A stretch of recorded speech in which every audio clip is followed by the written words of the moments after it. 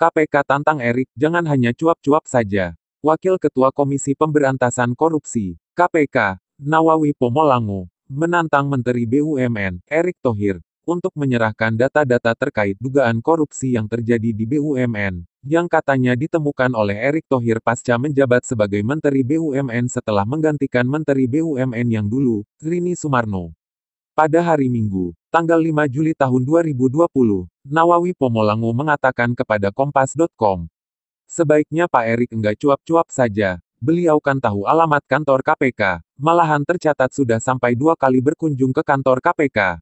Sebelumnya, pada Jumat, tanggal 17 April tahun 20, staf khusus Menteri BUMN, Arya Sinulinga, mengatakan kepada Republika.co.id. Di sini Pak Erick melihat ada mafia-mafia besar, baik global maupun lokal yang mungkin bergabung, yang akhirnya membuat bangsa kita hanya sibuk berdagang bukan sibuk produksi dan jelas arahan Pak Jokowi kepada Pak Erick supaya memberantas mafia-mafia ini dengan membangun industri farmasi.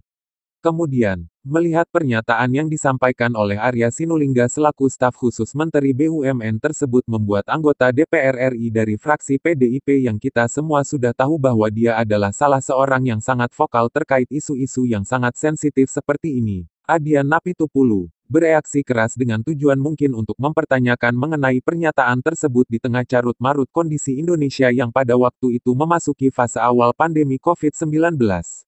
CNN Indonesia pada Rabu, tanggal 22 April tahun 2020, dalam sebuah artikel beritanya menuliskan statement dari Adian Napitupulu yang mengatakan, kalau memang ada mafia dan buktinya cukup maka segera lapor Presiden, lapor polisi atau KPK, lengkapi bukti-bukti terus tangkap. Jangan cuma bicara ke media saja dan membuat rakyat dan pelaku usaha saling curiga, tutur Adian. Saya pribadi melihat bahwa semua pernyataan kontroversial terkait dengan Menteri BUMN Erick Thohir selalu saja melalui staf khususnya, Arya Sinulinga. Yang menjadi pertanyaan adalah apakah benar apa yang dikatakan Arya Sinulinga tersebut sesuai dengan apa yang dikatakan oleh Menteri BUMN Erick Thohir. Karena banyak pihak yang mencurigai bahwa kegaduhan yang terjadi selama ini terjadi terkait dengan BUMN dan segala drama-dramanya adalah karena Arya Sinulinga. Benarkah itu? Erick Thohir sebagai Menteri BUMN, yang basicnya mempunyai perusahaan di bidang media terkesan sangat takut untuk memberikan pernyataannya langsung kepada awak media sehingga terkesan harus diwakilkan kepada staf khususnya, yang bisa jadi staf khusus tersebut menyampaikan sesuatu yang kurang tepat atau bahkan sesuatu yang salah kepada para awak media. Erick Thohir terkesan lebih nyaman berbincang dan meladeni wawancara dari para YouTuber yang singgah di kantor Kementerian BUMN. Jika memang takut dengan media, mending Erick Thohir buat akun YouTube saja, bisa digunakan untuk upload video yang berisi pernyataan-pernyataannya. Jangan terlalu percaya dengan staf khusus. Wamen sudah punya 2, wamennya merangkap jadi komisaris pula. Juga sudah punya staf khusus yang jadi jubir.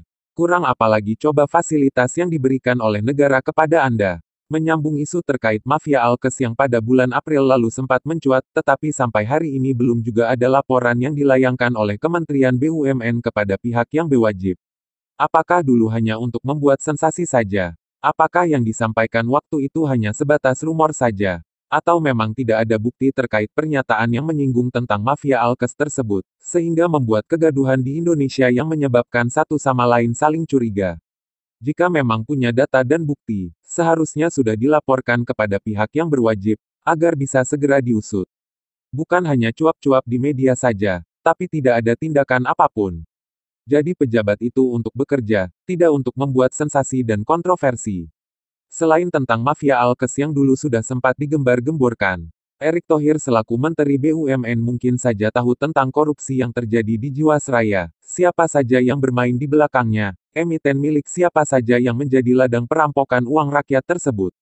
Jika Erick punya data tentang siapa saja yang sebenarnya bermain di Jiwasraya atau di BUMN lainnya, lebih baik segera serahkan datanya kepada KPK. Jangan hanya cuma cuap-cuap di media saja, begitu ditantang oleh KPK untuk diminta datanya, nanti bilang gak punya. Kan gak lucu, gak ada akhlak itu namanya. Sekian, jayalah Indonesiaku.